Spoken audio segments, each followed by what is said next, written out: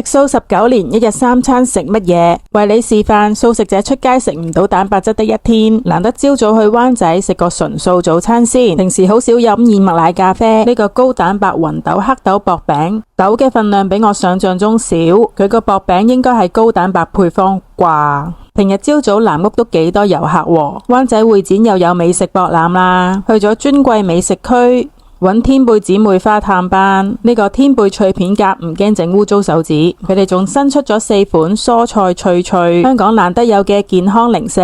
趕時間去搵麗姐食個快飯，拎餐嘅時候冇睇清楚，食唔到南乳齋，最後全部都係菜，蛋得嗰少少。馬不停蹄，下一站去觀塘，食唔夠蛋白質好空虛，去便利店買咗支蛋白茶，換咗新指甲。返屋企再搵嘢食，你知唔知水果直接加 granola 都好好食？我呢個係朱古力古老燕麥，都未飽就叮咗個台灣牌子嘅紅油抄手，好味！我哋下集見啦，拜拜。